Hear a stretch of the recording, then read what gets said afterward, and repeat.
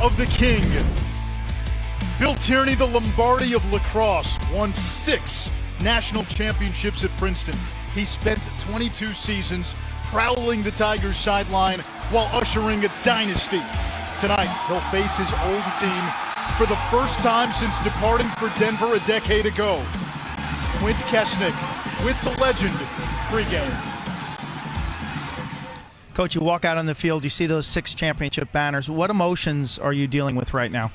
Just so many mixed things, Quint. You know, it's an amazing thing to be back here. So many years of just great people, great experiences. My boys playing for me, just all the great people, and yet you got this thing hanging over your head that you can't enjoy that. It's a game tonight, and you got a team, and they've got a team, and you got to go play. So it's been mixed, but you know, blessed to be at both spots. That's for sure. Thank you, Coach. Thank you. Tierney looks for milestone win number 400 tonight. He'll be fighting his old team. He'll be fighting the emotions as well.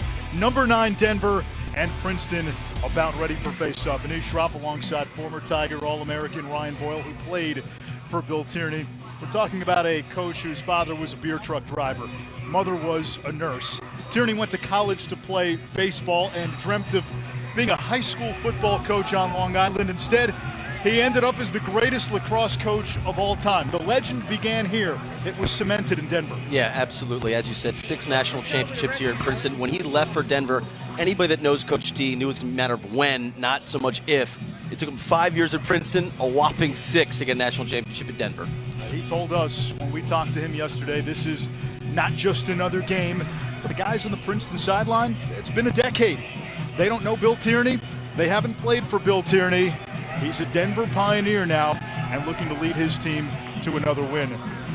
On the sideline for Princeton, a program that has not been the same since Bill Tierney left. Matt Madelon, 3rd full season as the Tigers head coach.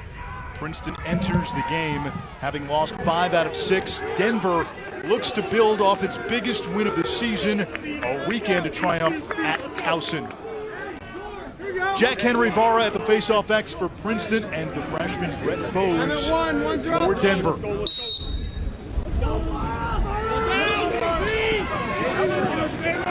Princeton controls the opening draw. It's Luke Anderson, the freshman, who brings it into the attack area for the Tigers. Princeton may be the only team in Division I that I'm aware of that has 3 shorties on that faceoff. So they elect not to use a long pole based off their personnel. They feel like that gives them the best odds. A Tiger team that began the season with a 16-goal win against Monmouth. Last 2 weeks, though, they were buried by an avalanche of goals against both Penn and defending champion Yale. See cutters! See cutters! See cutters! Go on! Go on! Go on! Tigers probing inside, and they get the first salvo of the game. Emmett Cordray having a breakout senior season, Ryan. And Denver really didn't put any pressure behind the goal. This is something that they stole from North Carolina's playbook. Coincidentally, former Princeton assistant coach Dave Metzbauer, who's down there, they used that film in order to really utilize this strategy. Great job by Cordray going underneath, taking that extra step, but Denver, no slide, no pressure, an easy one. 2 notables in that possession. Colin Squires draws the Michael Sowers matchup. And Denver will not, they'll wait for you on goal line extended. They don't get involved with the 2-man games behind the goal. Sowers, 22 in white, one of the most electric players in college lacrosse. Princeton 2 for 2 on faceoffs. Here comes Stevens. He'll fire, top shelf.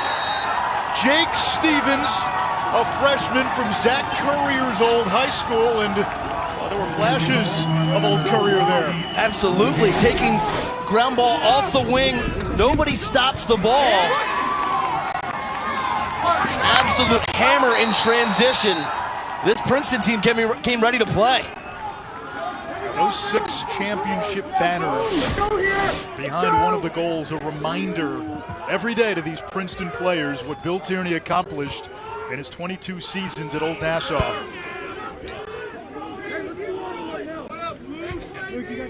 2 goals in 10 seconds for the Tigers. Come on, Jack! Come on, Jack! Work, Jack! Work! Work! Work!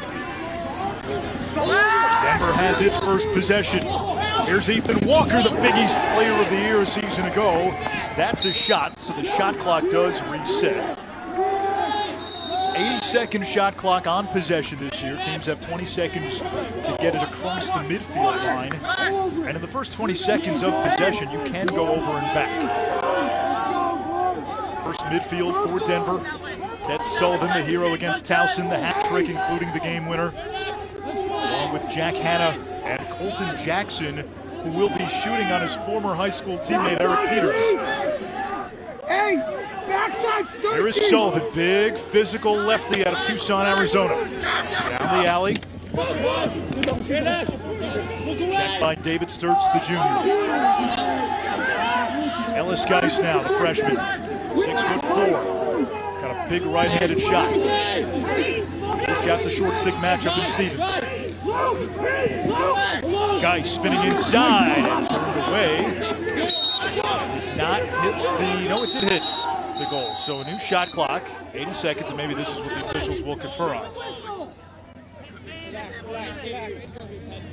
It appeared from up here that it missed the cage altogether.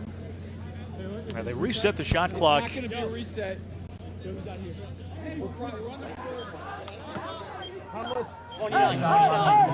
will reset it to 29. So we were right. Initially, it looked like it did not hit the goal. So the shot clock is now at 29. Austin French, quarterback of this offense, 4 in black. Pioneers debuting the black jerseys. More on that in a minute. Sullivan picking up where he left off over the weekend, and Denver's on the board. Denver goal scored by number 33, Ted Sullivan. Simple left-handed dodge here by Sullivan from behind the cage. Surprised that Princeton didn't have a slide prepared. If they did have a slide, it was definitely late there. Anderson looked like he kind of went for that overhead check, so dangerous around goal line extended. If you don't land that, you're just giving your opponent the opportunity to run top side, and Sullivan took exactly that. The story behind the black jerseys.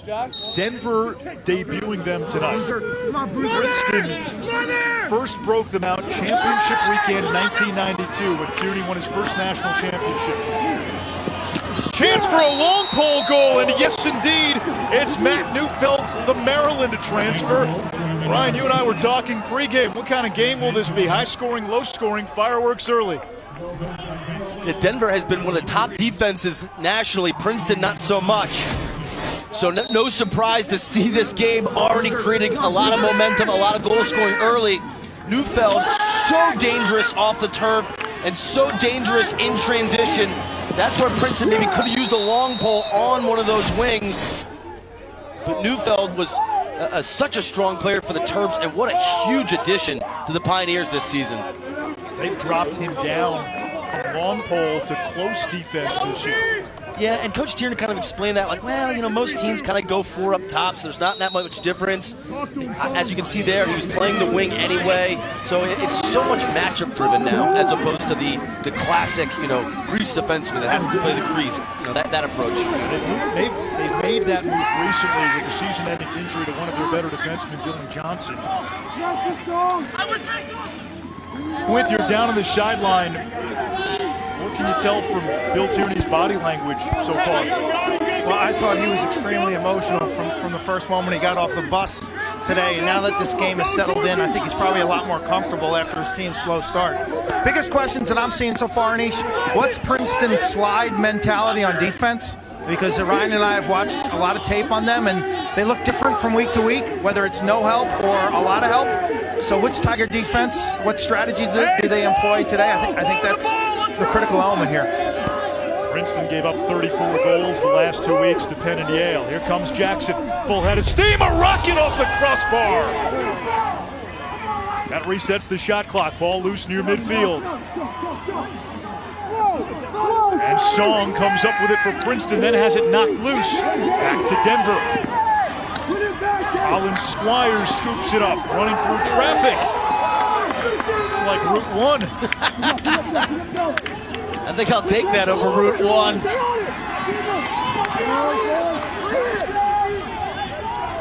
That was a nasty scrum from field level, Anish. Those guys were going at it. I give Squires, 39 in black, a lot of credit. Austin French gives Denver the lead. Well, we are off to a frenetic start here at Class of 1952 Stadium. Getting yourself organized after transition is so critical. Here you can see French with the short stick matchup. He quickly identifies it and attacks immediately. Princeton, meanwhile, caught napping behind the play. No slide ready. Quint, you touched on it, but you've got to have a slide ready for French there, right? Yeah, you know, that's that moment, Ryan, you know, when a team gets the ball in offense, the defense takes a deep breath. Okay, where are my matchups? You know, it's the assumption that they're going to settle, and Walker capitalizes on that defensive assumption. Especially since he's covered by George Vaughn today. You know, any sort of opportunities with matchups, he's going to go at immediately. Vaughn, one of the best defenders in the Ivy. No one saw the pop off the faceoff, picked up by Andrew Song. Feeding the wing, McCarthy's shot. That one rockets off the pipe. We're seeing the offense, Quint, being generated off of faceoff so far.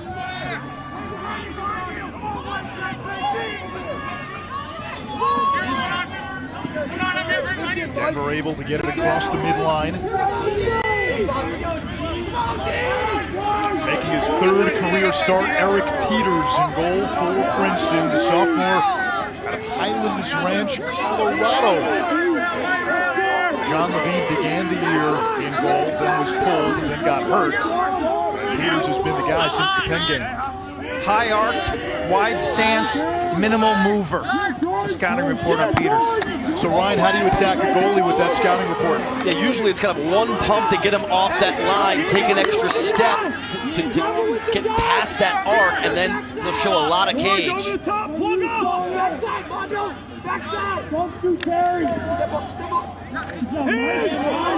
Denver offense relies on ball movement. You can help to miss. Alex Simmons, good-looking freshman, moving down the alley. Loose ball in front. Who wants it? Out of the scramble, it's Princeton. Look up! Advance the ball, Mondo. Advance the ball. Let's go.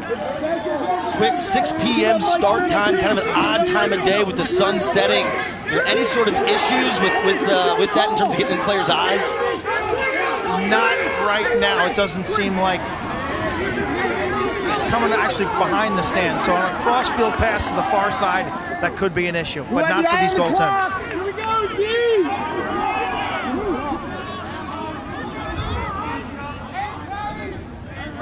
Right there, Tina. Quint, there's a piece of equipment on the field. Did somebody lose a shoe? Or is that the head of a cross? It's not mine. It looks like the head of a stick. Yeah. There's Cordray. Nice. Cordray had the first Princeton goal. Now Chris Brown, the sophomore who scored a goal in all 20 games of his career. That's a high bouncer from the freshman, Alexander Bordaro. Nassau County midfielder of the year a season ago on Long Island. And you can see the immediate strategic adjustment by Denver there. Cordray went behind the cage. Not only did the short stick follow, but they had an early slide for him as well. Here is Michael Sowers. Best offensive player in the game, has it poked away. Shot clock at 2, and that's going to be a violation. It's going to be Denver ball. That was a great double team there by Ober, aggressively getting out on Sowers' hands. That's how you want to play a feeder. Get in their hands, try to disrupt their timing. The last thing you want to do is give them space. Sowers known for his uncanny vision. Multiple points in every game of his career. Here's Jack Hanna, sophomore out of Ohio. He transformed his body in the offseason. Jackson's got a hammer over to Sullivan. Now Walker from the wing against a shorty. Walker, that's wide off the side of the goal. Didn't quite have the angle there, Ryan. Yeah, you'd like to see them get a little bit better look there. I think Walker kind of bailed him out. Looked like a double pull by the Princeton defense, leaving a shorty on Ethan Walker. And I agree with you, Ryan. I thought he got a little impatient. He could have worked for something better. Something we'll see with Princeton, Ryan, a lot of two-way middies. Number 5, Charlie Durbin. It seems he rarely leaves the field. Yeah, Pat March has a unique substitution pattern. They used this in the past, like Austin Sims, for example, and it always seemed like he never left the field. So they do a good job as Durbin steps into one, and Reddy's all over it. They've got to maximize their personnel. Now the outlet, here comes Kyle Smith. Passes it off and a shot to score! Ellis Geis, and it's 4 unanswered for Denver. A stop on one end, you might as well call it a turnover. Reddy makes it the feed upfield, and Denver cashes in transition. Old Spice College Lacrosse is brought to you by... Walling has the ball right through his legs. Andy Moe comes over, gets a stick on it, and has it for the Tigers. He sprints to the top of the box. Fast break opportunity for Moe. He's going to take a shot. Goal! Goal! Goal! Goal! The dynasty began in 1992. Bill Tierney's 5th season at Princeton took over in 1988, a program that had been stuck in the dark ages for 2 decades. Tierney gets there 2-13 that first season, but the fall of 1988 was when the class of 1992 arrived, and you see the steady ascent. 89, they improved to 6 wins. 1990 and 91, quarterfinal losses, and then the great breakthrough in 92. And in Princeton folklore, the story was that T sat those guys down and said, in 4 years, you're going to win a national championship. And they all looked at him like, are you crazy? Like, are you nuts? Jack Henry Vara off the draw, has it poked away. Before he got to Princeton, Quint, he recruited you to Johns Hopkins, where Tierney won a couple of championships. Well, had you seen their team in 1988 when he took this program over, you would have said impossible, no way. They had really bottomed out. I remember we beat them, we shut them out in 1988. 2 years later, they beat us in the playoffs.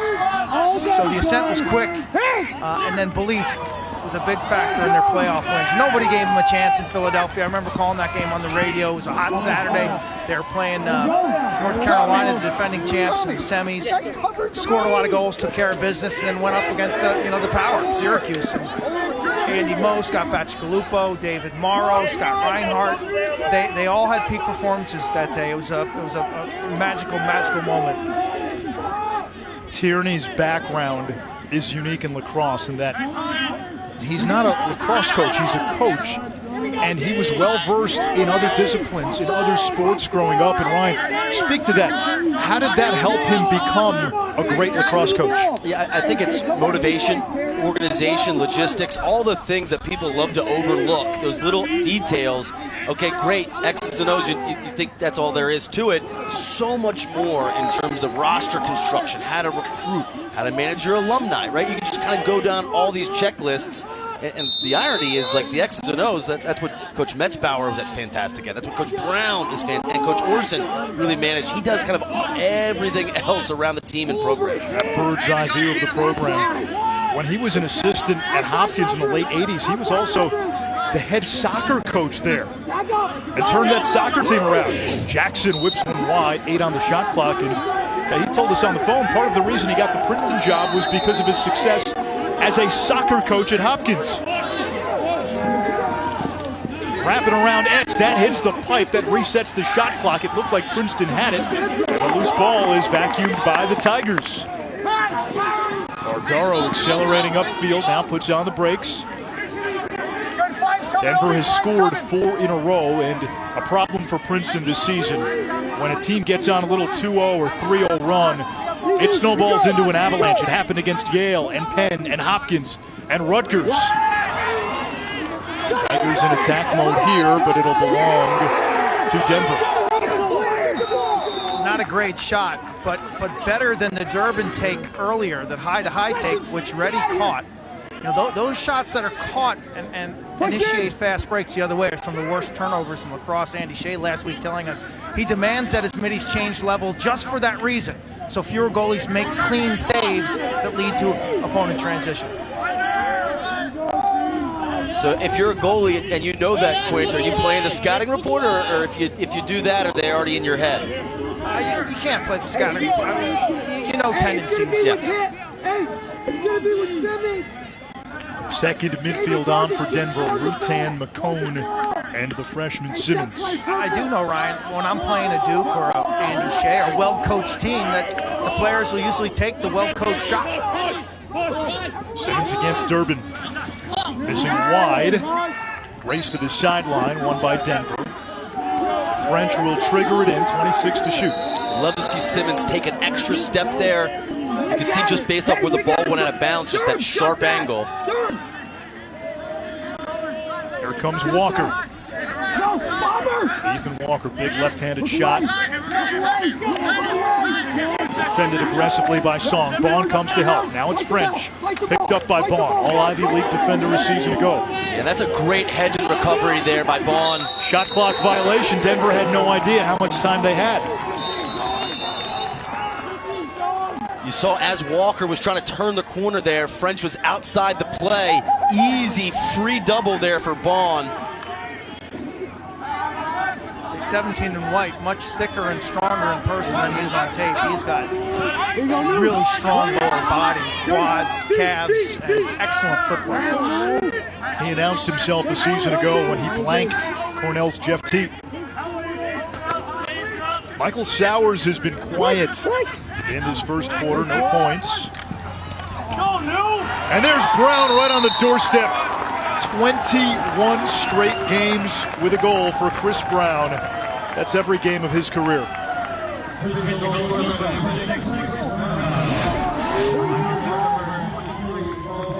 You see the pump fake there by Peterson. I think that Denver kind of thought that he was actually going to shoot the ball. You saw them start creeping towards the end line. Great sneak there by Brown. Takes that extra pump fake to get ready off of his line before burying it.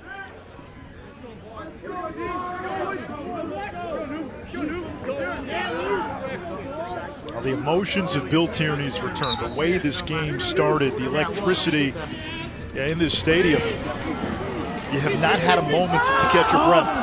And I thought Quint's interview, you could almost see Coach Tierney's emotions change when he got to the game, right? Was talking about the game. He's talking about the memories, starts getting a little choked up, and then he's like, well, we got a game. And it's just like, just a lens came over him of like, oh, that's right. He was on with the Denver radio broadcast for an extended pregame show today, and we were told he and his wife Helen broke down and cried during the interview. Coach Madelon might be upset that the referees are also celebrating Coach Tierney's return. He's begging them for some moving pick calls. Might be tough to get a flag on Tierney tonight. Here comes Jack Hanna against the short stick. Hanna with a bouncer, that's turned away. That will reset the shot clock. Who wins the race to the end line? And it's Bond. Yeah, all I've heard about is the gentler, kinder Coach T, and then the first time the referee made a bad call on that end, he was all over them. So we shall see if that's really the case. Tremendous effort, though, by Bond, and again, demonstrating that athleticism, anticipation on that run out. I'm confident Princeton can score. I love the way this offense operates when they're passing the ball. Sowers is an absolute superstar. The question mark is defense, and they've made some stops now. They're looking better, the guys in white, a little more organized, a little tighter on the interior, covering their matchups. It's a big sign for Princeton. They really haven't played much D this year. Here is Sowers where he's at his best. Attacking from X against Squires. Sowers, great change of direction.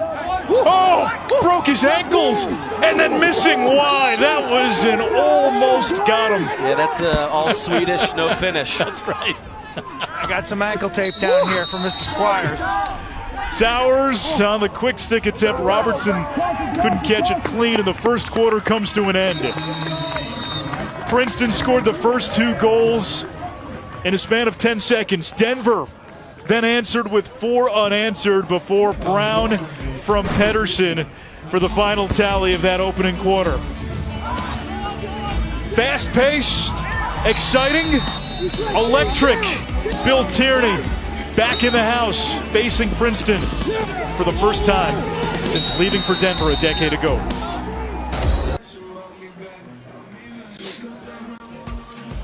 The NCAA Women's Championship continues Friday, 7 and 9 Eastern, Sweet 16 matchup.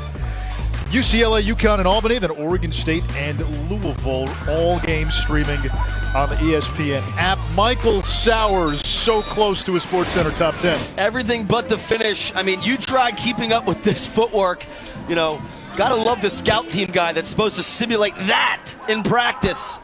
If you haven't seen Michael Sowers play before, you are in for a treat because those are regular occurrences. He is just so quick with his footwork. The ability to tie multiple moves there, a split to a roll to a fake finalizer, all done at full speed with change of directions. He is a handful. For his career, he averages 5.86 points per game. And I get into those 2 decimal points because that is good for 6th all-time in NCAA Division I history. The 5 guys ahead of him all played about a generation ago. Yeah, he is a stats sheet stuffer. But as you know, Ryan, Sowers is a phenomenal singular talent. But at Princeton, to be considered in that pantheon, you got to win. Yeah, kind of unfair treatment. That's just how the program operates. A similar fate for Tom Schreiber to a degree, who really maybe didn't get the vindication he deserved until he moved on professional ranks and became the best player in the world. Winning not only MLL but world championships.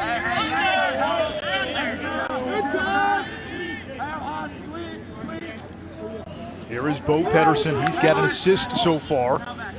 19 in black, one of the best two-way middies in the country, Danny Logan. Now Brown trying to get that left hand free. Good defense by Denver and Greenlee. Pios come up with the loose ball. Neufeld will push. Over to Kyle Smith, good-looking young midi. Back up top, step down shot, no good. We told you about the two-way ability of 19, Danny Logan. Now French against Bond.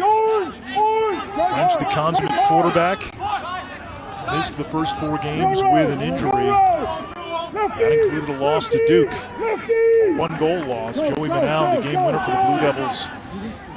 The final seconds. There's Colton Jackson shooting on the run, and Jackson beats his old high school teammate Eric Peters.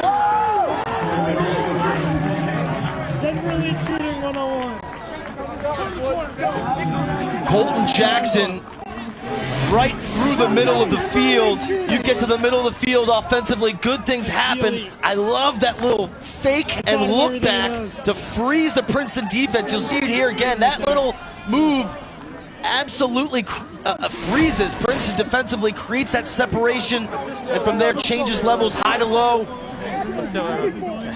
And you know he knows where to shoot on his old buddy. Yeah, he has that scouting report. About a fine young man, as you'll see in college lacrosse. 3'9" student, super nice kid. Chance here for the Tigers. Stevens, Brown, good recovery by Denver. All right, here's Sowers, has his man hung up at X, and he is lethal in these situations. If I'm Denver, I'm running back a second pole right now. Princeton subbing. Let's just sniff this out. Sowers inside roll, and he scores. Officials will confer the goal is good, and Michael Sowers now 2 points away from 5th all-time at Princeton. Missed opportunity by Denver. You see all the players in front of the cage. Princeton was substituting. They could have just flushed that out. Sowers takes advantage with the inside roll, and Quint, you tell me, is he diving towards the goal mouth, and does he make contact with Reddy? The answer appears to be yes to both of those, and yet it's still called a goal.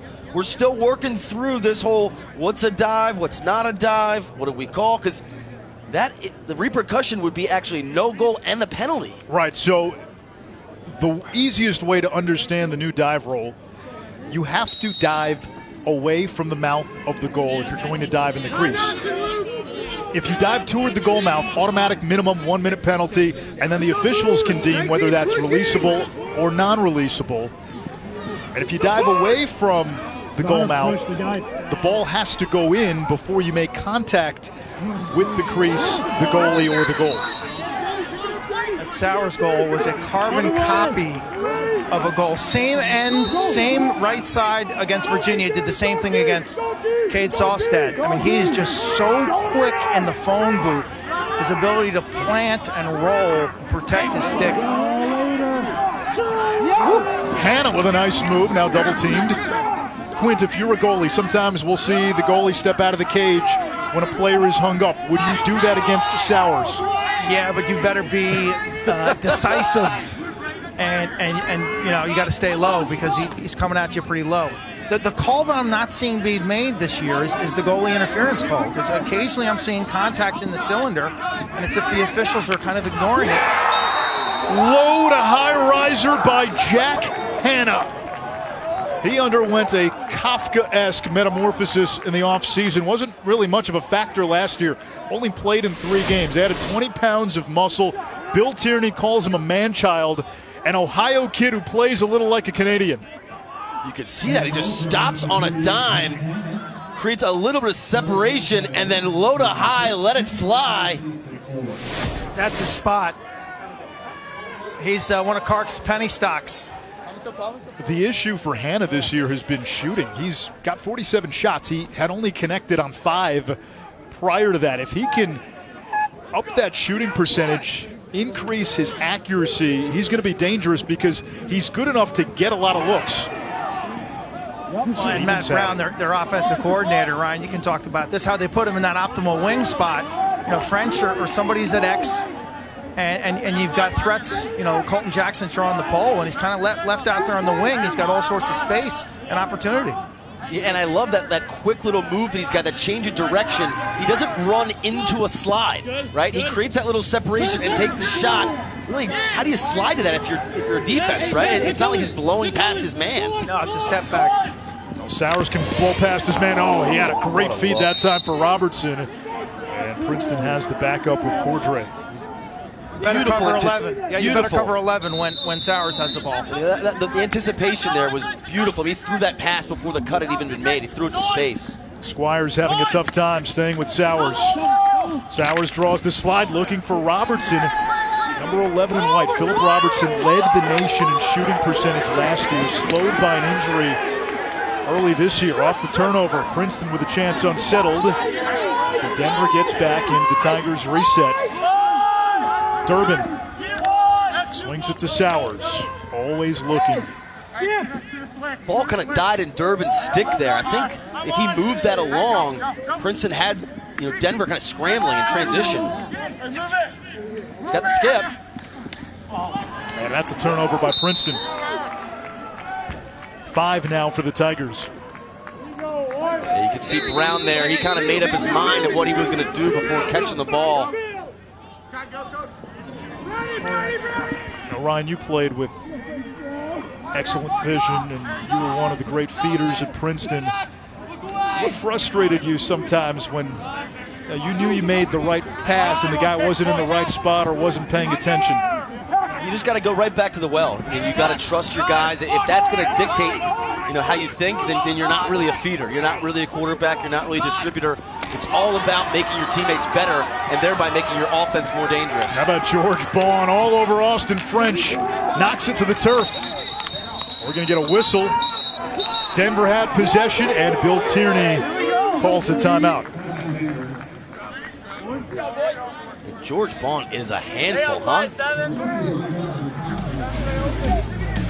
A takeaway by Bond. Denver gets it. Smith with the side to watch out in front for the win. Championship, Princeton 96. Princeton, the team of the 90s, and that 96 championship, the first of 3 straight. And you look at this Princeton lacrosse program, it was not even a player on the national stage before Bill Tierney got there. 22 seasons with Tierney, 14 Ivy League titles, 6 national championships, and frankly, they have lost national relevance since he departed for Denver. It's been 7 years since Princeton last played in the NCAA tournament. They do not have an NCAA tournament win since Tierney left. And Ryan Boyle was on the last championship weekend team. I mean, you just look at the records and just the irony of one team being 5-2 and the other one being a mirror copy at 2-5. Is that irony or coincidence? Defer to Alanis Morissette on that one. I wouldn't call her necessarily an expert, but I digress. That's those crossfield passes. I think the sun might have had a factor in that turnover. Now, Quint, you've got a better view of the sun field. Yeah, far side looking back towards you guys can be an issue, especially towards that low left corner. Here comes Brown, teed up by Greenlee.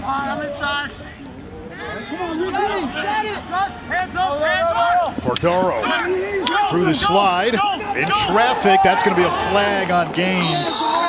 Had his stick completely wrapped around the head of Bordaro. Technical foul, 41 black. Hold, 30 seconds, 41 black. Hold, 30. Yeah, pretty clear holding penalty. You know, this is where you cue up every defenseman and defensive coach saying, you know, stick technology. The fact that he can run through, 4 or 5 guys there, probably the banner clip in terms of trying to get, certain restrictions on sticks and pockets and whatnot. Princeton only 27% with the extra man this season. Atkinson over to Brown. They'll play it to Cordray on the wing, now back to Sowers. Sowers feeding inside, and Robertson can't finish. Boy, what a potent combination that was in 2018. And Robertson still rounding into form after missing time early in the year with an injury. Playing Sowers straight up, no shutoff. Atkinson gets destroyed by Logan. No flag. Oh, I love that. Absolutely love that. This is a juice play for Denver's bench and for their defense. Sowers to Robertson on the doorstep. He misses. That's a shot. It will stay with Princeton. We're back to even strength. Sowers against Squires. Sowers gets free, falling down, top shelf. And there's no defense for that. What an individual effort. I mean, this shot is absolutely ridiculous. Falling to the ground, low to high. The individual effort, you see the quick little change of direction, the roll dodge. He gets to 5-5. Diving upfield away from the goal, still has the strength to yank that back up top. I'm not sure what more you can do defensively. You got to go, I guess. They cleared out really well. They all, faded away to the weak side of the field. How about this season, though, with these great attackmen, Grant Ament, the Pat Spencers, the Michael Sowers? We are being treated to just ridiculous stuff on a weekly basis. Jeff Teat. Here come the Tigers. Luke Anderson. Brown looking for the equalizer, diving into the crease. A flag is thrown. Does the goal count? The referees will confer.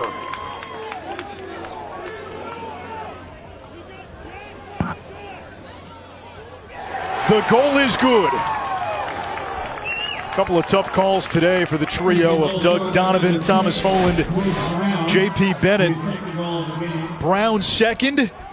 And this is a good sign for Princeton, Ryan. Denver scored 4 in a row. They were able to answer the bell and get off the canvas. Yeah, that's been their issue in previous games. 7-1 runs, 12-1 runs. So you got that feeling when Denver went on that 4-goal run. It was kind of like, oh, here we go again. Princeton off of the faceoff is uber aggressive, getting to the cage, trying to get a shot off before the defense sets up. And as good as Brett Bowes has been for Denver at the faceoff X, yeah, he's stepping into dinosaur footprints left behind by Trevor Baptiste. Greatest faceoff man of all time, graduated after last year, a 4-time first-team All-American. Bowes is having a decent freshman season, but the possession advantage isn't as lopsided anymore for Denver. Numbers here. Bond to Brown, and a save by Reddy, who's there, a 4-year starter in goal. Telegraph City on that shot.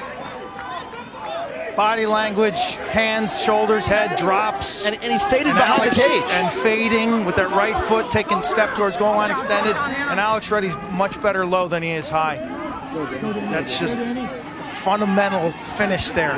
Plant with the right leg and come back towards the middle. Here comes Walker now, bouncing off a defender. That's Andrew Song, 32 in white.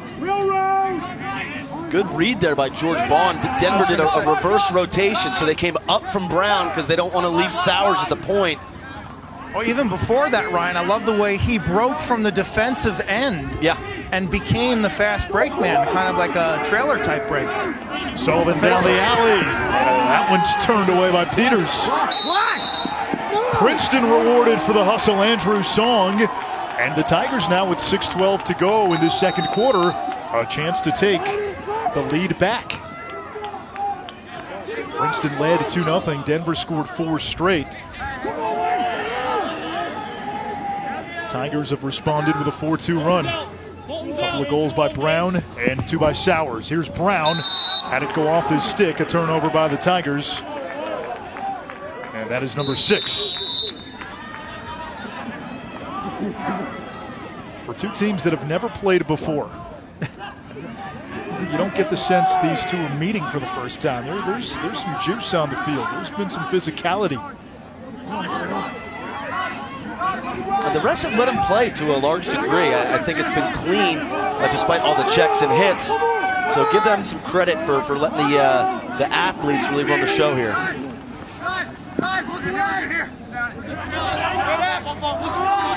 Here comes Jack Hanna.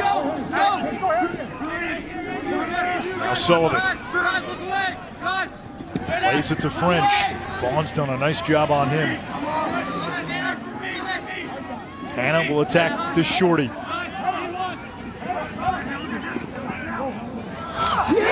Ethan Walker from his sweet spot. And Denver back on top. Love the patience by Hanna on this dodge. He hunts for his own shot and then just probes the Princeton defense. You'll see him sweep all the way across the field here. Probing, probing, probing. He catches Princeton napping. You can't leave Walker alone, especially on that left wing. Quint, that is his sweet spot. Yeah, you know, the initial dodge right-handed across the face of the defense sucks all those defenders on the far side into the second slide or the help position. And so it leaves Walker with all sorts of real estate. Little east-west look from offensive coordinator Matt Brown. Walker, Big East Player of the Year last year, coming off back-to-back 70-point seasons. Only other player to do that in Pioneers history.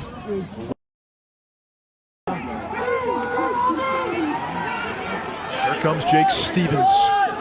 So defensively on that play, as a defender, you do have to slough because you are the second slide. You're going to help out inside. But as soon as Hannock starts coming, you have to remain relative to him and remain relative to Walker, and you have to peel out of the middle and get a better approach out on 57.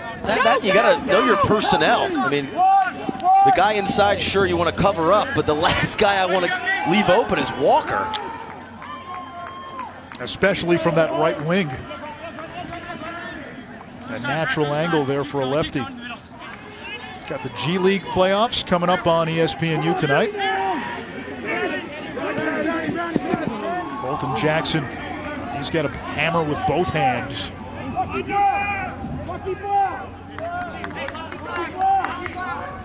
Walker against Song.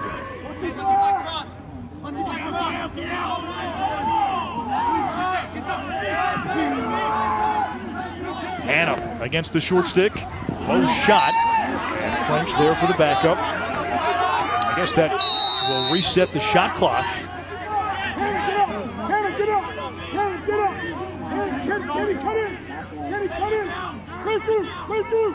20 shots for both teams. It's Denver with a 1-goal lead. Bill Tierney returning to Princeton. Pioneers head coach. A decade now with Denver after 22 seasons at Princeton. First time he's playing the Tigers as Denver's head coach. Sullivan looking for Jackson. Plenty of time to shoot.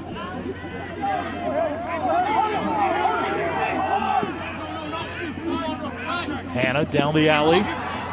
Poked away by Durbin. Hannah recovers. Now Sullivan against Stribwalker, the senior captain for Princeton, 41 in white. That matchup again. Sullivan moves the defense. They'll play it back to Walker. Lowering that shoulder against Song. Here comes Walker, left hand free, not much on it. French has the backup 22 to shoot.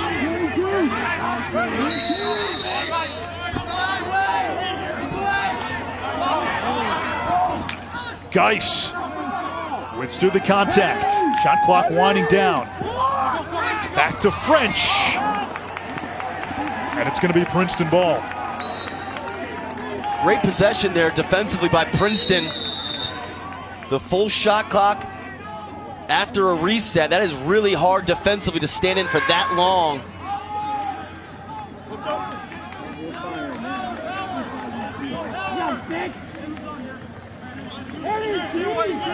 Tigers only 2-5 on the season, but they've been in most of their games.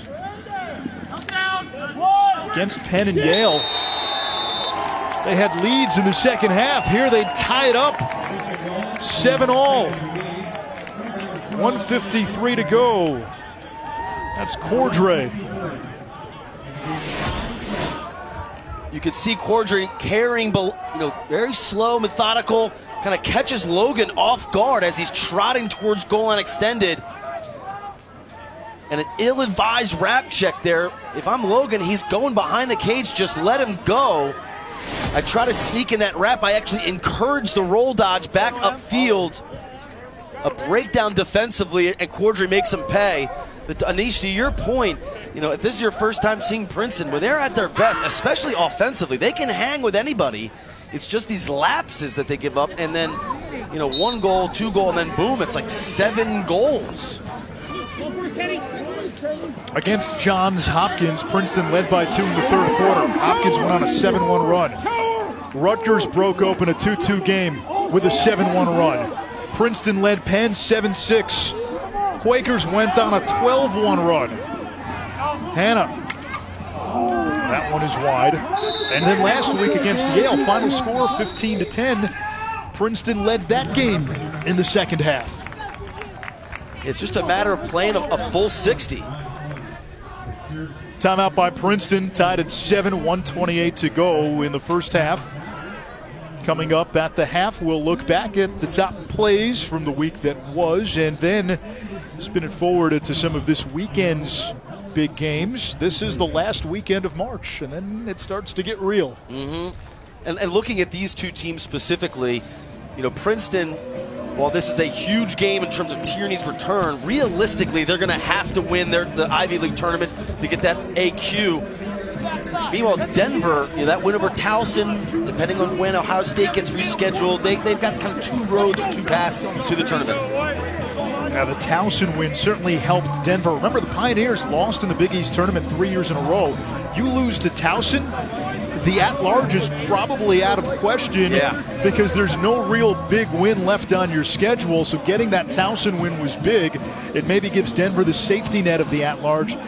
And for Princeton, we talk about getting back to the NCAA tournament, needing to probably win the Ivy League tournament. Let's start with getting into the Ivy League tournament, which Princeton did not do a season ago. No, and certainly the Brown game this weekend, I think, is really going to be a tail of the tape for both of those squads in terms of punching their ticket.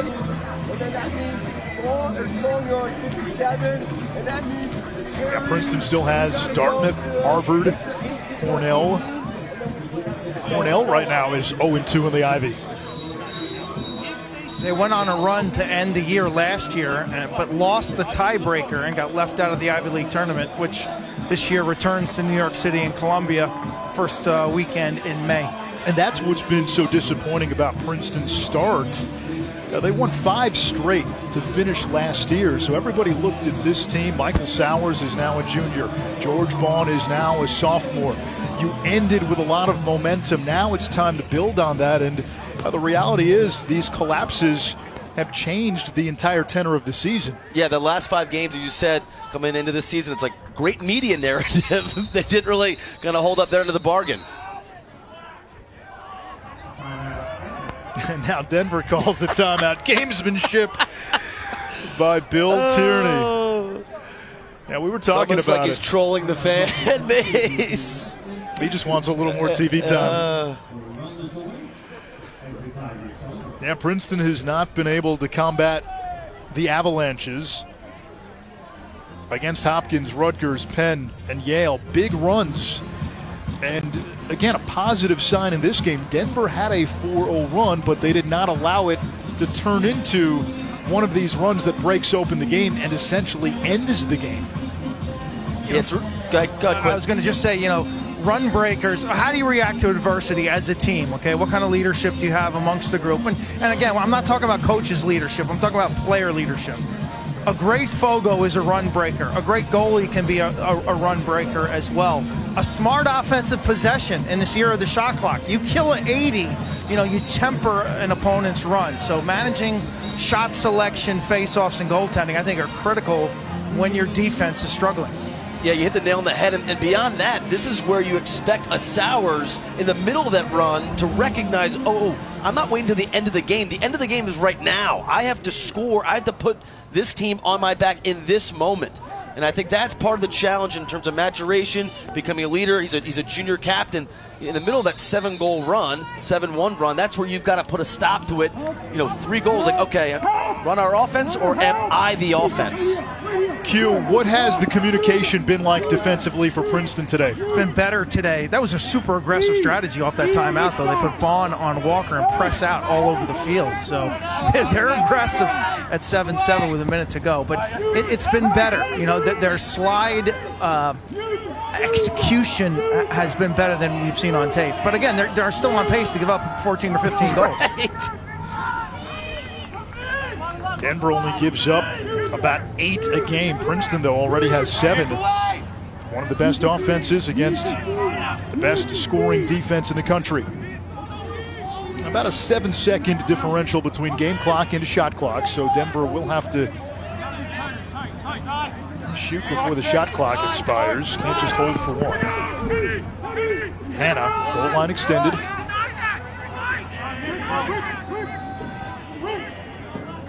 Colton Jackson now. Denver taking its time. Princeton pressing out, making it difficult. Yeah, with both their short sticks. They're double short stick shut here. Shot clock at 3. They got to go. That one hits the crossbar. It'll reset the shot clock, but there's only 5 seconds to go. Hannah able to track it down, whips one on goal. Peters turns it away. And we go to halftime at a stalemate. Denver and Princeton all knotted up at 7. Hairy end of the half there for Princeton. A couple unnecessary slides, and then even that last shot on Cage, you'd like to see Peters be a little bit smoother with it.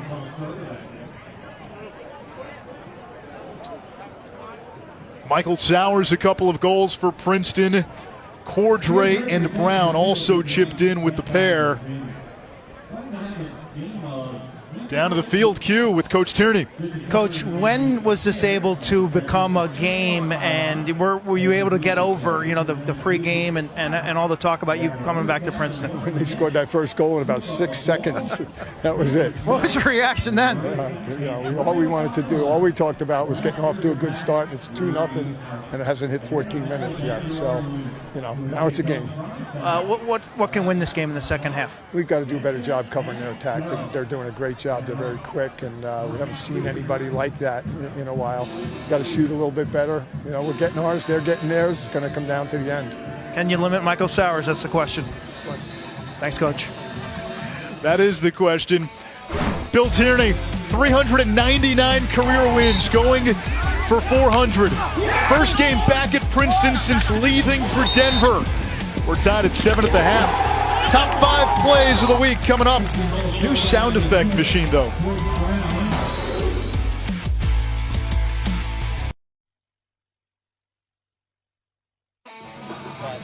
You're watching Old Spice College lacrosse. Princeton and Denver, first meeting all time between these schools.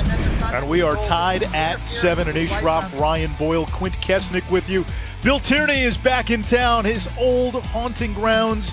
Tierney spent 22 seasons as Princeton's head coach, his first game back since leaving for Denver a decade ago. He's also going for career win number 400. He told us he was worried about Michael Sowers. He reminded Bill Tierney of you and Kevin Lowe and the Michael Powells of the world.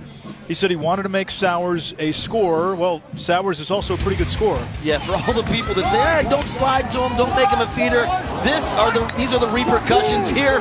You see the jitterbug getting free, everything but the finish. Geary now with 2 goals to inside roll, and then this absurd diving, low to high, changing planes. The kid can do it all. For Denver, 7 goals by 7 different players. Yeah, Neufeld in transition. We were wondering, Anish, kind of before the game, what type of style we were going to see. It seems stylistically this was a little bit more of a Princeton game, up and down. Denver is glad to take that type of pace as long as they can cash in, as they did numerous times in transition.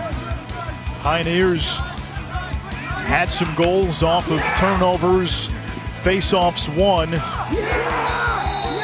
Ethan Walker from his sweet spot. Again, 7 different players scored for Denver. For Princeton, Sowers had 2, Brown a couple, and Cordray a pair as well. Sowers now 1 point away from moving into a tie for 5th place all time.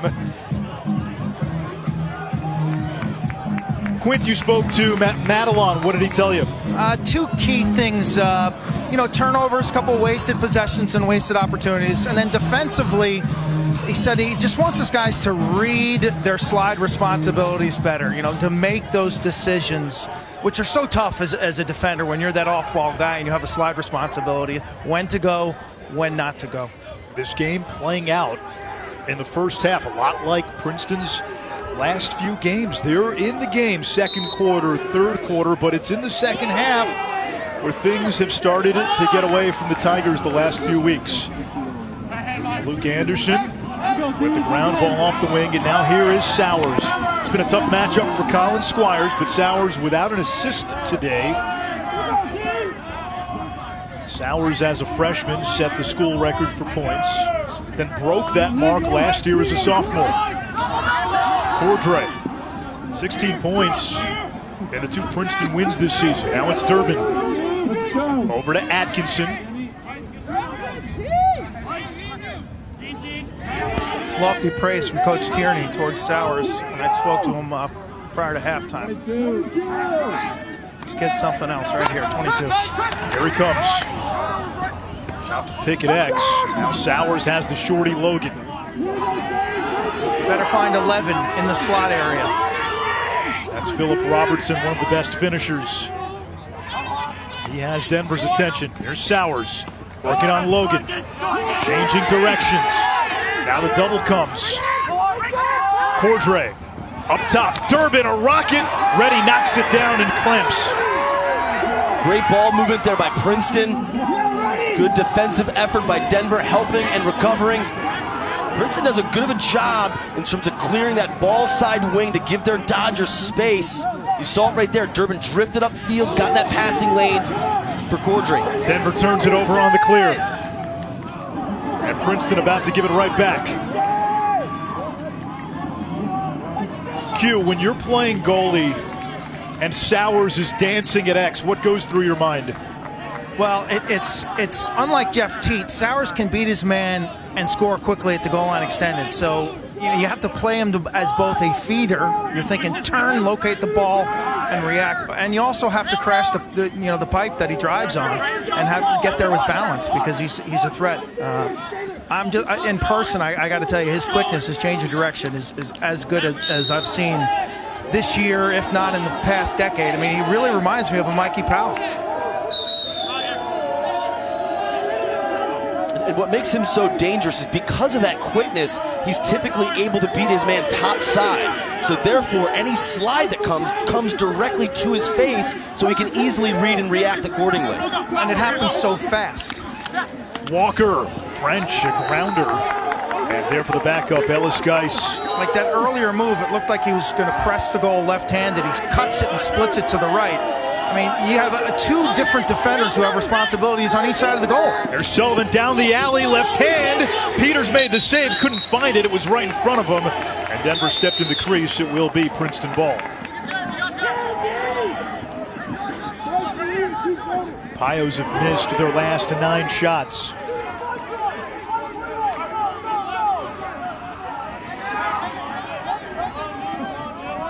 Coach Tierney counseling Teddy Sullivan, says you shot that exactly where you were looking. You ever hear that, Ryan? Maybe once or twice. That and directly at his feet, which is also a big no-no. It's an easy stop, a tomahawk chop, and he's... Vardaro, Cordray, and a big save by Reddy. Alex Reddy can win this game for Denver. He's the goalie here today with the experience, the lefty, played in some huge games. He's had his moments of brilliance this season, and other than the Duke game, he's had a very strong year. I thought that was his best save of the day as well. That was impressive inside, offside hit.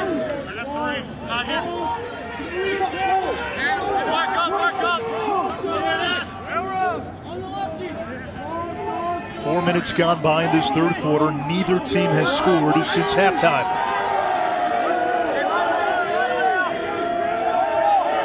Quinn McCone now, senior from California. Over to Austin French, another Californian.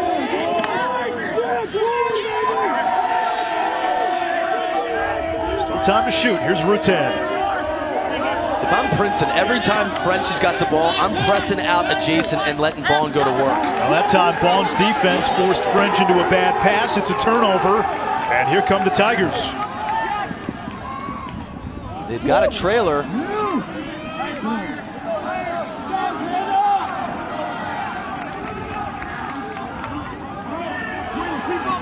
Princeton's bench bringing great energy, enthusiasm. They've been vocal all day.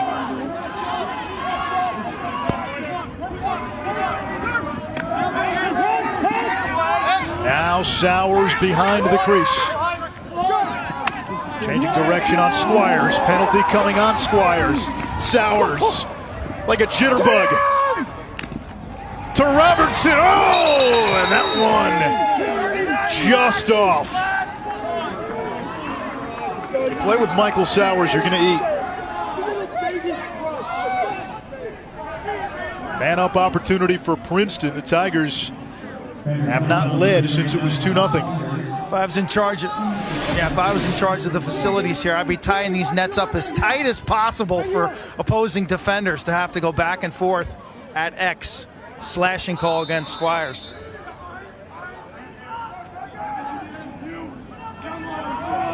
You'll see Reddy anticipate this low. You've got to throw that one fake to get him off his line.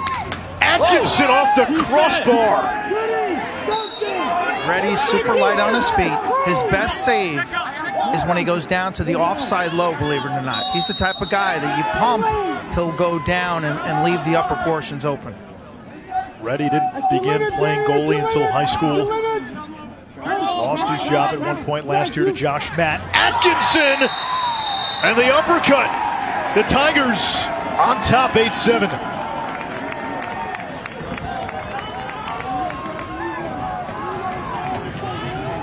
A little three-man rotation here. You'll see the carry. This forces Denver to have to change the assignment in terms of on ball. Atkinson finds that little soft spot and just settles in. Beautiful awareness by him to read the soft spot in the zone. Don't overreact, don't overcut, just stop and present a target. Great read there by the Princeton man-up group. Ryan, it always amazes me how those attackmen can catch the ball, turn, and in one motion put a shot in a corner. How do you do that with your back to the goal? Repetition. You just got to practice that shot. This is where you always want to practice the shots you're going to take in game from that exact spot. You need to have a couple different a bevy of shot options. Logan on the run, ties it for Denver. That's what was working so well early for the Pioneers. Yeah, not known necessarily for their transition, but Princeton's going to give you those opportunities, and Denver will gladly take them. You'll see Logan brush off a couple Princeton defensemen. Nobody's going to step up and play me. I'm going to let it rip. But Quinn, back to your point, it's all a matter of just practicing that turn and shot all in one motion. Like anything else in life, there's no secret sauce. You just got to practice it. Logan, an All-American caliber midfielder. Ask Bill Tierney, and he'd be hard-pressed to find you a better two-way midi than college lacrosse. Bose, who's taken pretty much every face-off for Denver this season, had it momentarily. Smith couldn't corral the ground ball, and now it's scooped up by Stevens. 14 in white, Ryan. We were talking about this at halftime. He's going to be a really good one. Yeah, he's definitely a little Courier-esque, and it's obvious comparison given the background. But 8 ground balls off that wing position, he's kind of the do-it-all guy. He's made some really nice anticipation plays within the face-off X. He is a game changer there. Had a couple of goals against Penn, and he and Zach Courier attended the same high school, Culver Military Academy. Sowers losing Squires. That pass is dropped. Pedersen. Vardaro gets it back, plays catch with Pedersen.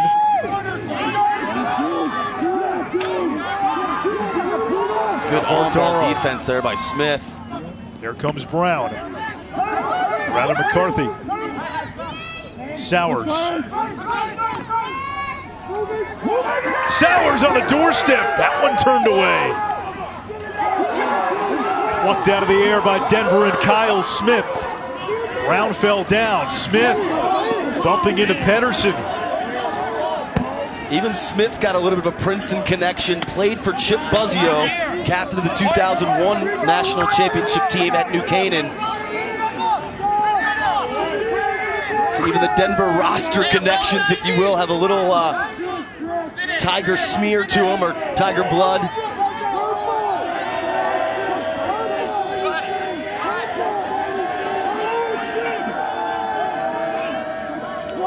Sullivan over to Hannah.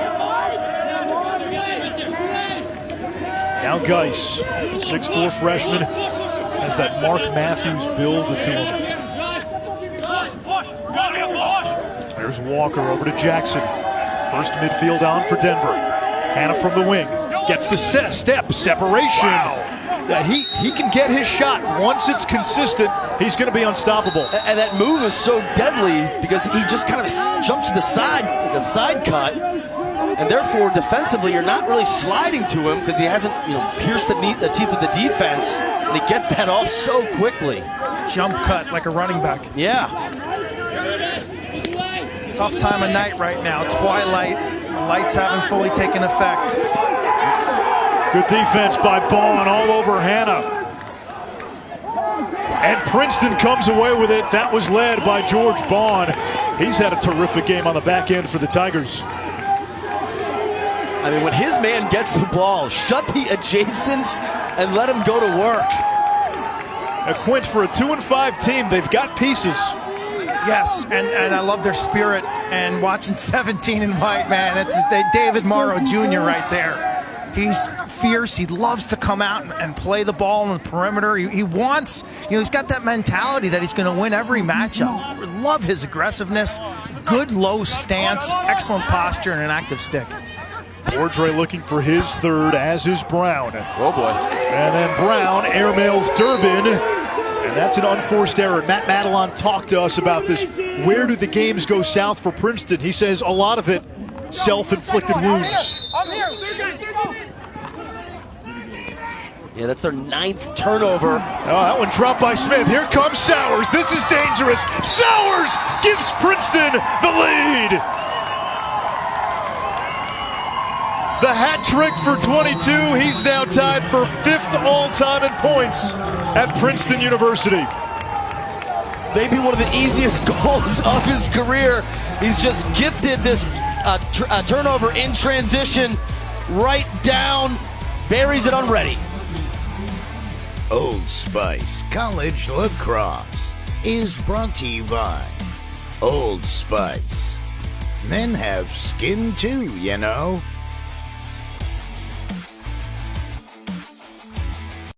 This Friday, Dumbo, Prince of the Elephants, fly with me.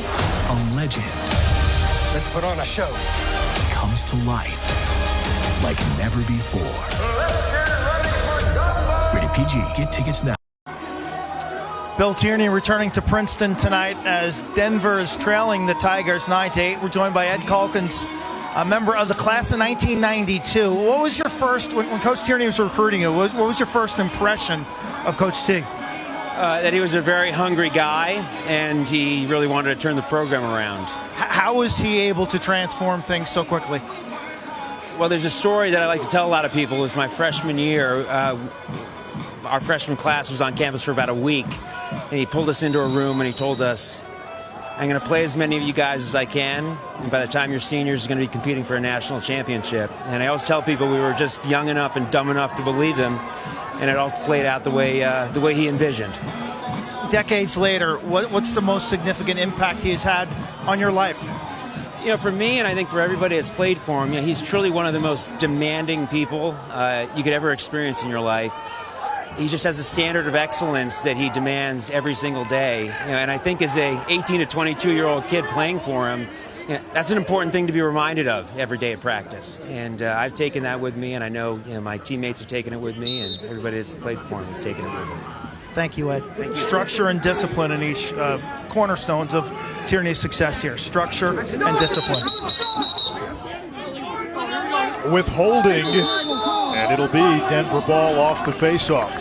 Manish Shroff, Ryan Boyle, Quint Kesnick. Hello, Danny Logan, his second. And that one again off the faceoff, and we're tied at 9. That's twice Logan has done that in this quarter. Hey, this is where you're seeing the negative of not having a pole on that unit. You're able to immediately attack because the Princeton has to substitute at least one of their guys off. So you have an immediate chance to go 4-on-4 or 5-on-5 with one less long pole out there. So I'm sure that Coach Brown saw that specifically and wanted to attack it. And when you've got a player like Logan with that skill set, you're seeing the benefits of that approach. I don't mind two shorties on the wings when you're T.D. Erlin at Yale and you're winning 80%, but when you're a 50-50 team, I kind of recommend having a defender out there. Yeah, Princeton sub 50% at the face-off X. They have not been above 50 since 2012, and that was the last time the Tigers were in the NCAA tournament. I mean, it's not a pinch and pop, but it's about as close to that as you're going to get. Denver wins the face-off here. This is Logan again. Yeah, and they've got numbers here. He fights through a double team. Plays it over to Neufeld. That is a tremendous double by Bond to just blow up that play. And if he does it, you're right, that's a goal. That's going to be a slam dunk for Denver. They had French sneaking around the cage. Bond anticipated that, abandoned French, and was able to cause just enough havoc to delay that. No team has led by more than 2 tonight. Oh, that is a ticky-tack. That is a ticky-tack hold. So Denver gets it back as we come up on 4 minutes to play.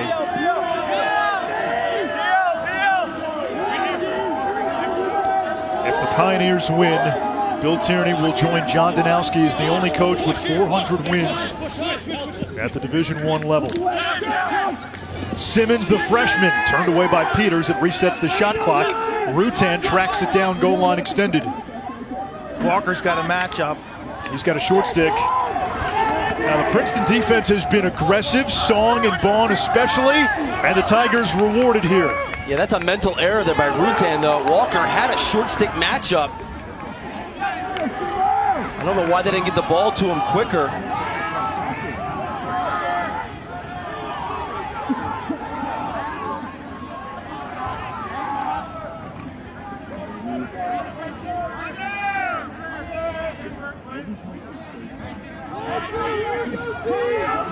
like this matchup against 2 McCone. Cordray will attack McCone, not a D-Mitty. Cordray lost his man, had the pick, and now he'll give it to Sowers. Sowers against McCone. This is a mismatch, a huge mismatch. Sowers up top, shot, and it's wide by Pedersen, the freshman.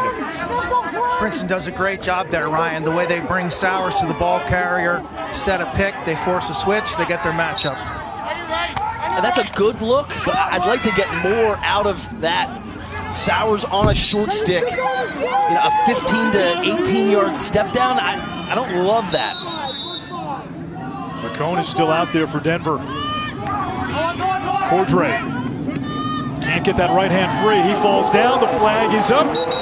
And Princeton, with 2:32 to go, will have an extra man opportunity.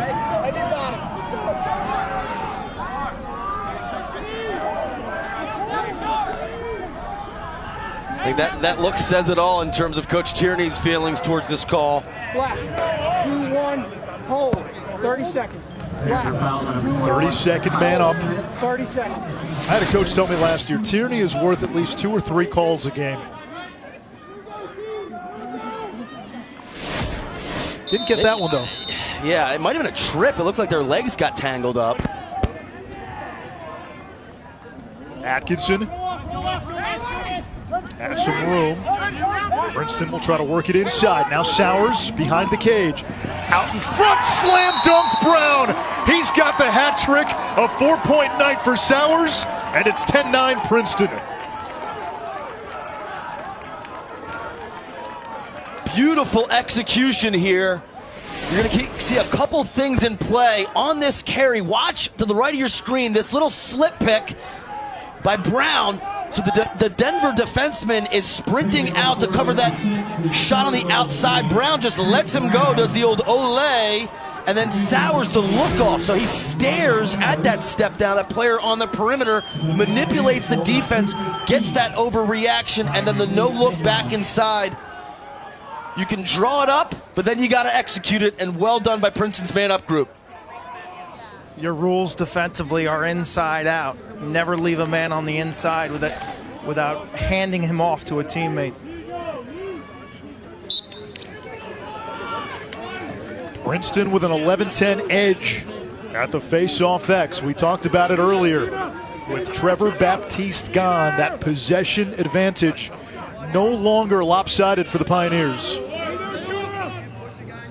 They've been solid this year, 52%, but not close to the domination that we saw in the past. Neufeld, French, tied at 10. Back and forth we go. Second goal of the game for French. And this is just an area of the game that Princeton has got to clean up. No, I mean, forget the long pole, no long pole, right? You've got to have some sort of defensive protection. You can see both of the Princeton wings smashed up there at the X. The loose ball just trickles out, and Denver's got transition cooking. You've got to have both offensive and defensive protection there, or in terms of leverage. Yeah, it's interesting. You talk about leverage, Ryan, and this is a point where coaches kind of differ. Do you want to get inside position on that ground ball scenario, or do you want to be on an outside position? Because Denver established outside position, and when the ball kicked out, they had a running head start in a 4-3 fast break. Yeah, I prefer that outside possession. It always seems like that's the guy that comes up with it. And Galchi came up with that one for Princeton. That could have been another goal off of a faceoff for Denver. 8 of the 10 Pioneer goals have come off of faceoff wins. I mean, that is just absurd. I mean, to have that glaring of a breakdown in one area of the game, you've got to clean that up. Someone has got to take a defensive posture. Yes. The two wingmen have to mirror each other as to not get caught lopsided on one side of the field or the other. But why not, to Ryan's point, just put a pole out there, at least make Denver work a little on the 6-on-6 if they do get the ball off the faceoff. Look, I'd put 17 up there, George Bond on every single faceoff Sure. if I were head coach. And put Sowers on the other wing. Princeton holding the ball, about a 12-second differential between game clock and shot clock. Cordray probing from goal line extended against Boyd. Squires trying to deny Sowers, working a two-man game now. Sowers from X, 10 to shoot. Sowers spins Squires around. Sowers in front to Robertson. He makes it look too easy.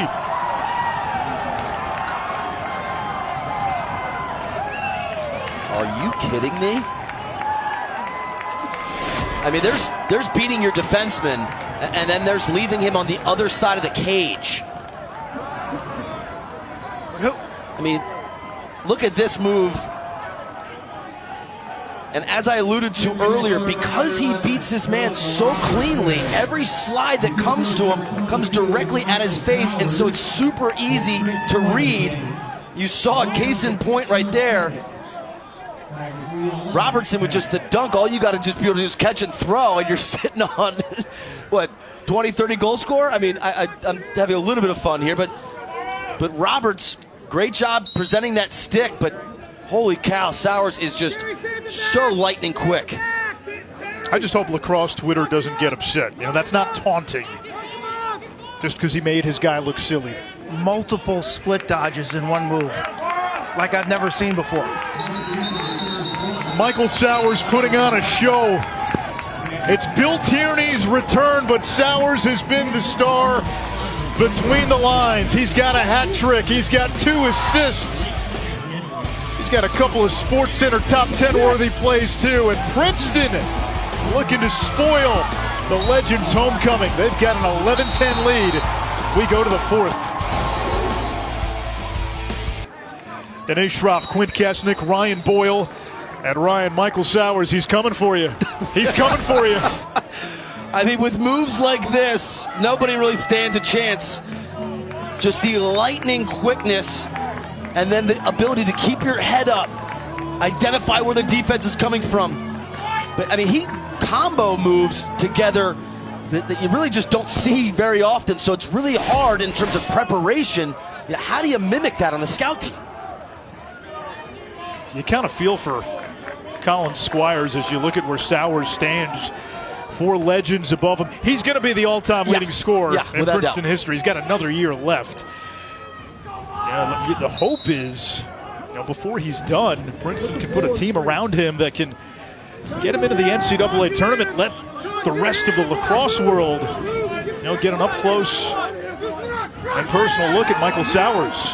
As good of an offensive catalyst as there is in lacrosse right now.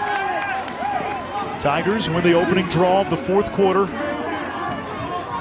And one of the things that he does that's really rare is when he changes direction, he brings his stick in front of his body. And he's able to do that because of how clean those stick transfers are. So many guys have to do a roll dodge, which allows a defenseman a little bit more time to react.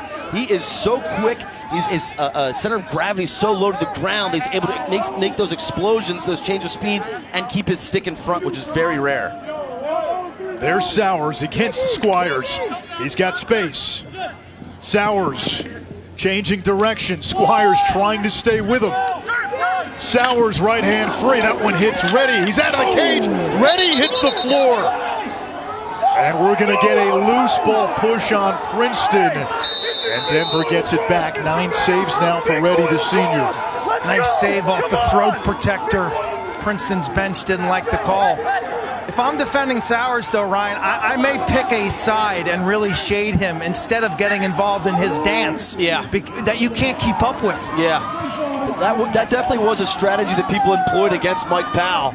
Just sit on one hand and actually force him upfield, and then you just slide adjacent, and then just hope and pray you can recover and rotate behind it. Yeah, what Powell had, though, was Kaufman and Springer. Yeah, but the hardest feed for a guy to make, like a Sowers or a Powell, kind of counterintuitively, is the pass directly in front of you. You always want to kind of look backside, look for skips. That adjacent pass is actually that takes the most discipline. Bordaro pressing out on Jackson. Over to Sullivan. He was the hero against Towson last time. French, his pass knocked down, trickles to X. Shot clock coming up on 10. French turns and almost had it. It did hit the cage. It resets the shot clock. A new 80 for Denver. They'll go back to work. French was looking for his third. Equally adept with both hands. Now it's Sullivan. To Jackson. Jackson's shot is blocked. It ricochets near the bushes. Denver has the backup, 67 to shoot. And I think French has made a wise adjustment, taking Bond inside, making him the slider, and trying to beat him off ball. Jackson gets the step. Loads up off the crossbar again.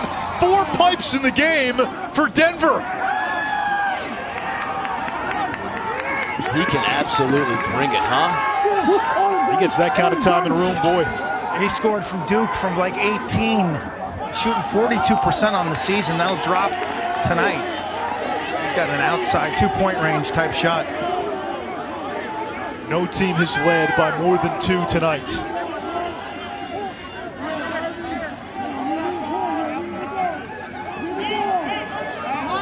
Bill Tierney's return. Michael Sowers, his show. Good job there by Squires, making it a little bit difficult to catch the ball. Squires has got to be a little gassed, doesn't he? Chasing that guy around all day. You know, I think it's just as much mental as physical in terms of trying to react to all these moves. Good help there by Smith. Robertson against Smith. Durbin over to Brown, looking to get to that left hand. Instead, it rolls toward the sideline. Robertson able to retrieve. Shot clock in single digits. Princeton has to shoot or put it in a corner. That one is wide. It will reset the shot clock, but Denver has the backup with Squires. We come up on 10:45 to play in this fourth quarter. Princeton by a goal. Tigers have lost 3 in a row and 5 of 6 after winning the season opener against Monmouth. Aaron's pass by Hanna looking for French. Unsettled opportunity for Princeton. Sowers has it, feeds the wing. Atkinson had a good look, but off the mark. Now there's that sense of anticipation when the ball is in Sowers' cross. Quint brought up Mikey Powell. I was at Syracuse with Powell for 4 years. When he had the ball, you felt like something special would happen every time. Sadly, being on the other side of that, you were there. You know, it often did. Durbin. Princeton getting some good looks, just missing the cage. Yeah, Reddy really come up with some huge saves here. Otherwise, Princeton opportunity to extend the lead. Quint, to your point earlier, he really has been the goalie of this game. He has to be. Robertson beating Reddy low. A 2-goal advantage for Princeton.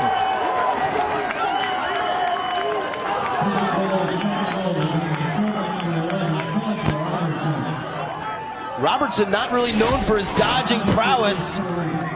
Here you can see him go up the left side. Just gets a shade above goal and extended. It seems like he kind of shot a little early before Reddy was, dare I say, ready for it. Sitting on that one? It just kind of happened. I'm sorry, Anish. Just kind of happened. But I would have liked to see Denver kind of shade down there or hedge on that dodge.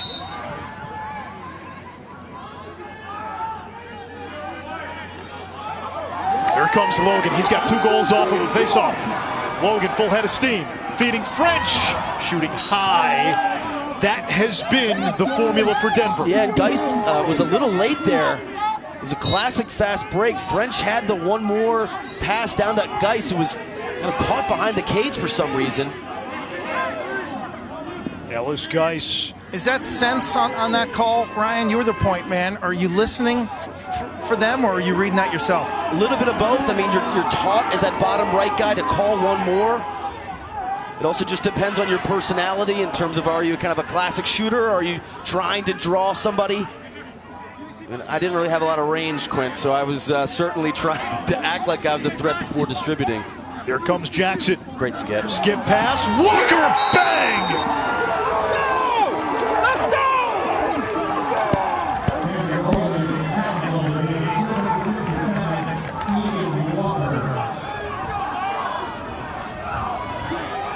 What a beautiful skip pass here.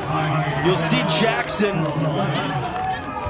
He catches Princeton in kind of a half slide mode. So we talked about this in terms of organization, communication, bond. Do I go? Do I not go? He got kind of caught in no man's land.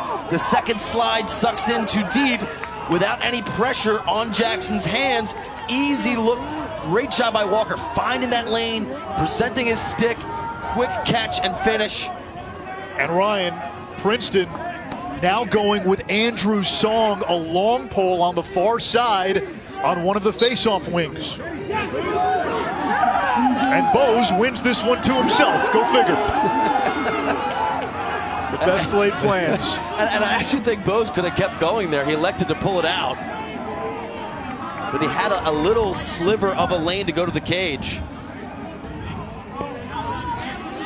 Really impressed with Colton Jackson, drawing the pole this year for the most part. We know he's got outside range. That last pass, improving that he's a pro. It's a kid who last year played through a severe wrist injury that required off-season surgery. Here comes Jackson.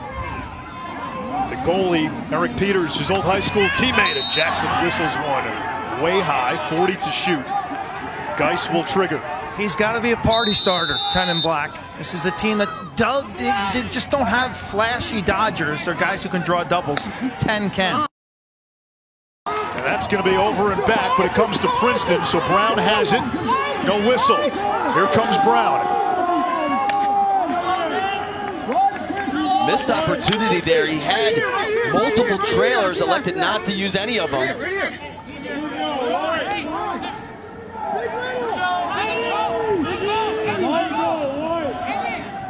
John Ober shadowing Cordray. Emmett Cordray more goals and assists this year than his previous 3 seasons combined. Smart play there by Robertson. He's been getting a short stick. He goes and sets the pick, changes the matchup, and then gets back inside. Now on the junior, Kyle Smith. Cordray. It comes to Brown. Lefty trying to get that left hand free. Now we'll take it back to the top of the box. 25 to shoot. Brown against Logan. Feeding inside, a shot to score. Bo Pedersen, the freshman, and Princeton back up by 2.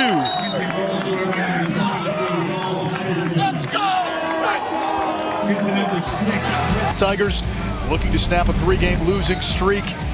Let's see who had their skin in the game tonight, presented by Old Spice. Certainly, this means a lot for Bill Tierney. Michael Sowers, though, has been the story between the lines. Yeah, and his ability to execute from behind the cage, from a shooting perspective, from a feeding perspective, he can really do it all.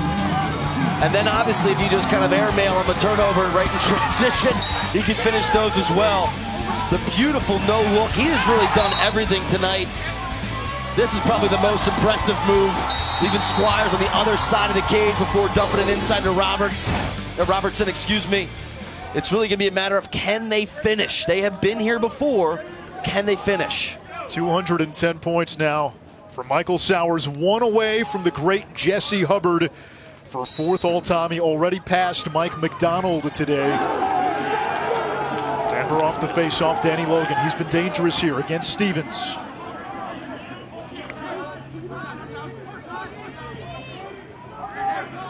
Put a pole on that wing. You make Denver work in that 6-on-6, and that's been a challenge for them.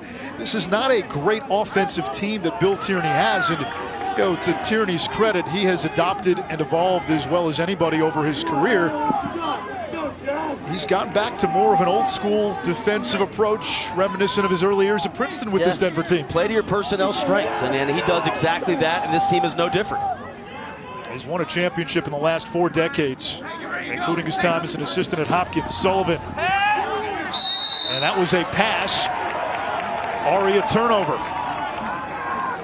Yeah, that's a tough one for Sullivan. You'd love to see him just kind of move that ball along and let the next guy be a feeder. He's hearing it right now. It's not the pass. Plus, it was off the mark with execution. 14 turnovers now for Denver.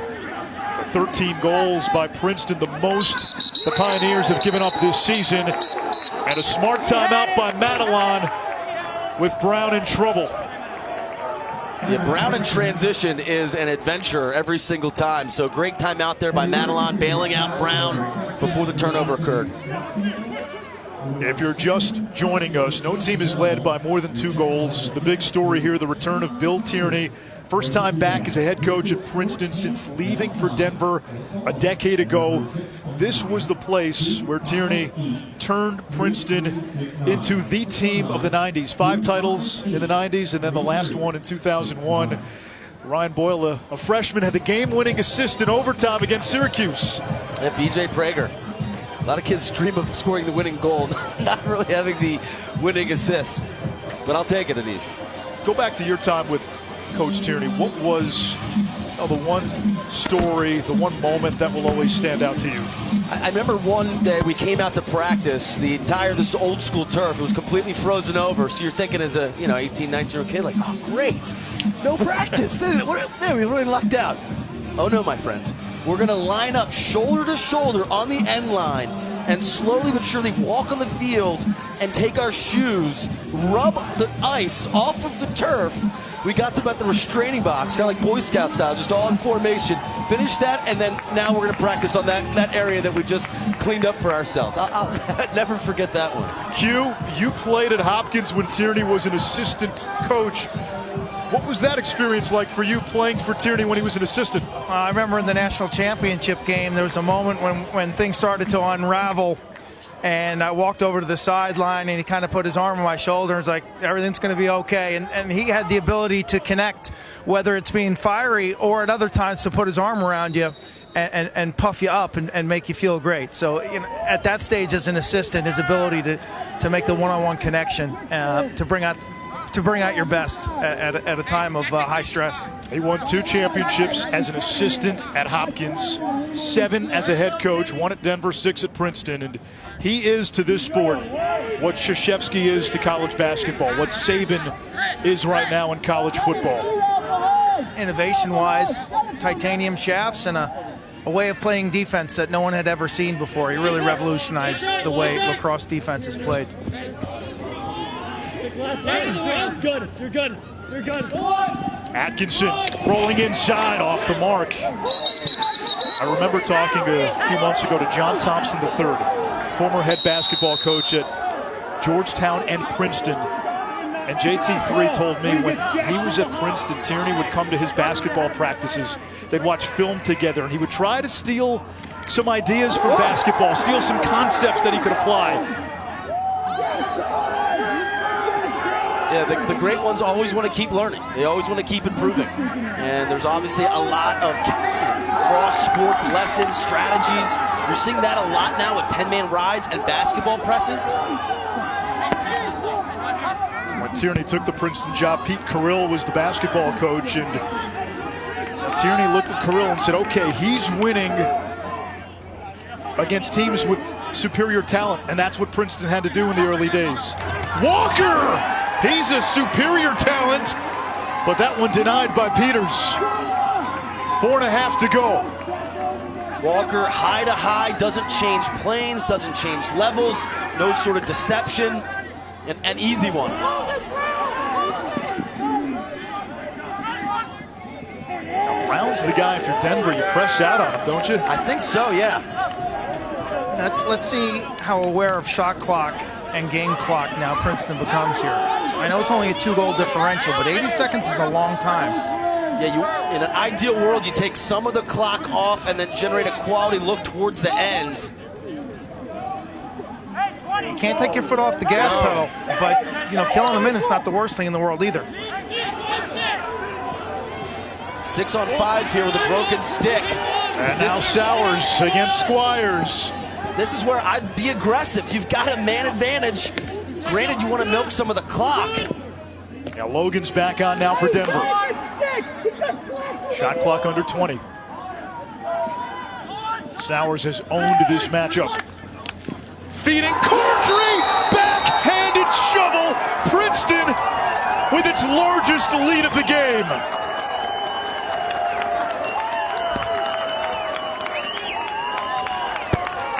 Pretty much an ideal possession here for the Tigers. You get the ball to your best player. You take the clock all the way down.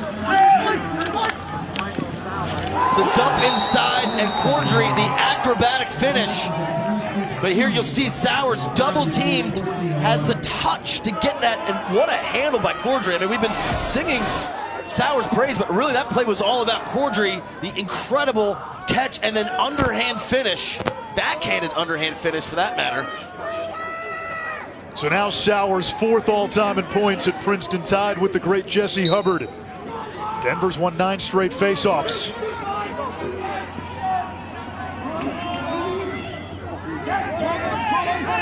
And that long pull on the faceoff wing has taken away any transition for Denver. This time they don't win the faceoff. Song comes up with the ground ball. Stevens, he can put it away. And a save by Rennie! What a save!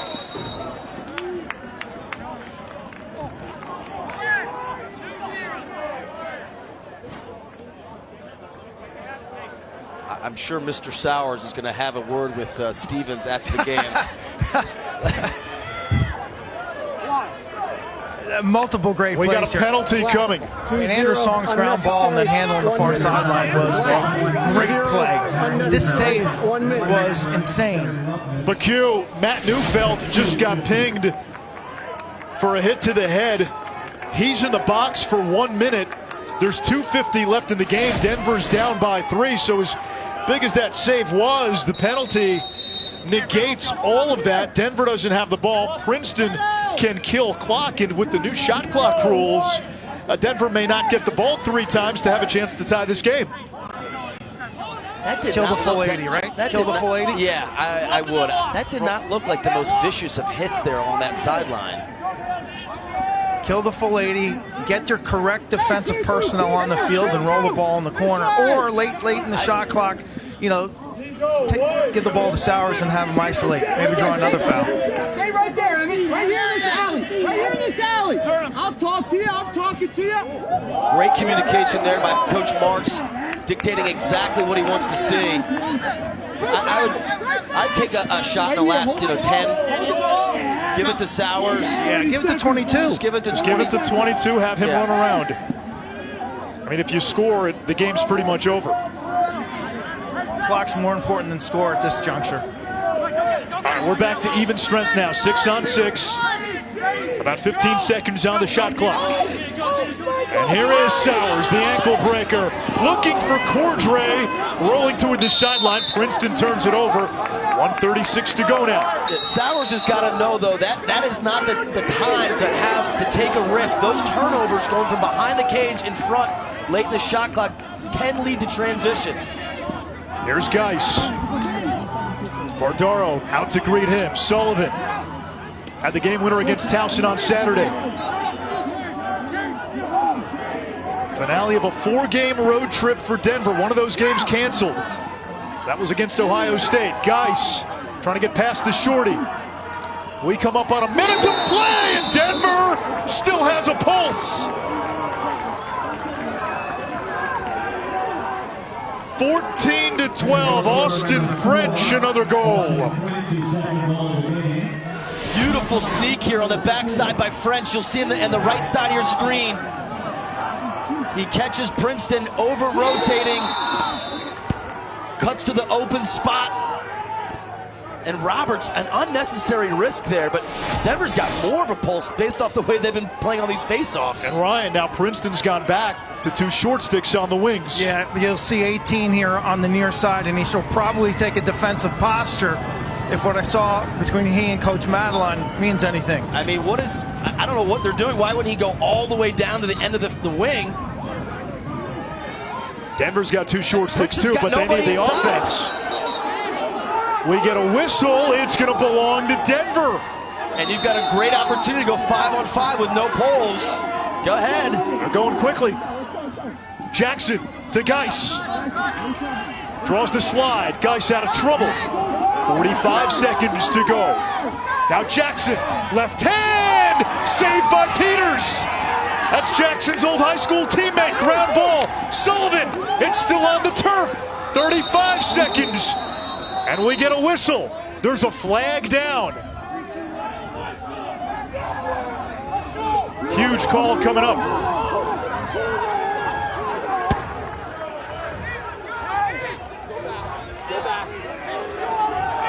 Go back, go back. Personal foul, 32 white, slash 1 minute. 32 white, slash 1 minute. So with 34 seconds to go in the game, Denver will be man up. Penalty on Song. First man up opportunity for Denver. Only 23% on the man up this season, and they've got to go quickly. Walker to Jackson. Less than 30 seconds. Jackson feeding the crease. Saved by Peters! And Karam's out to Geis. 20 seconds. Geis, full head of steam. Loads up and scores! A one-goal game. 15.8 to go on the scoreboard.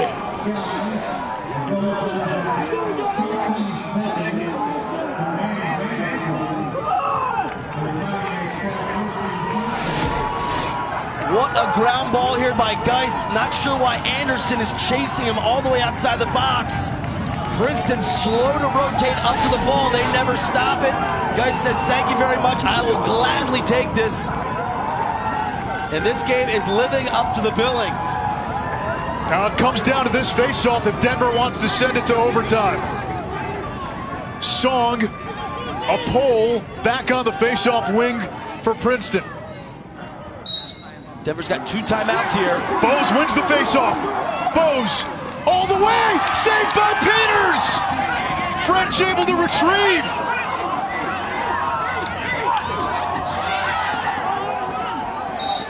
Race to the end line, won by Denver. Not a lot of time left. Time expires unless Denver called a timeout. Issue with the clock. Yeah, there definitely. should be at least 4 seconds to go. And that's what Bill Tierney's screaming about. Now the refs will confer. A wild sequence in the final moments, just when it looked like Princeton had this locked away. I looked up and saw about 4.3 seconds to go. Why Princeton did not run their pole all the way down the end of the wing off that face-off, I'm just not sure I understand that. Well, why didn't Denver call timeout when Bose brought it into the box? Yeah, 3.3 seconds on the clock. Yes, 3.3 seconds on the clock. Timeout, White. Princeton calls a timeout. 3.3 seconds left. Tigers trying to snap a 3-game losing streak. This is the type of win for Matt Madelon that can change the trajectory of a season. It can frankly change the trajectory of a program. Given all the prologue, the return of Bill Tierney. For Denver, they have been the team that's been on the road. Played at Towson over the weekend, had a game against Ohio State canceled. Played Notre Dame away from home. And now, Bill Tierney going for career win number 400. First game back at Princeton since leaving for Denver a decade ago. This is the place he won the 6 national championships. He spent 22 seasons. He transformed a program. And he left his Princeton days having won the last 18 games on this field. And he's still got plenty of time left to pull this one out. What do you do? 3.3 left. What's the play? You still have plenty of opportunity to dodge. Three seconds. You can get in front of the cage. Expect a lot of off-ball action, picks, slips to try to create some separation. I would look out for Walker and Geis, some shooters from the outside. The Princeton, I'm putting Vaughn on the ball. I don't care who's picking it up. I'm putting Vaughn on the ball, and then I'm just saying let's switch everything off ball. And off ball, switch, but also be extremely physical. Yes. Hold, a legal check, do anything you can. Don't worry about a penalty here. Penalty doesn't matter. Tackle the guy if you have to. Simmons will trigger for Denver. Watch French right on the doorstep. Simmons whips one out of bounds and hits the turf. And Princeton, a winner in Bill Tierney's return.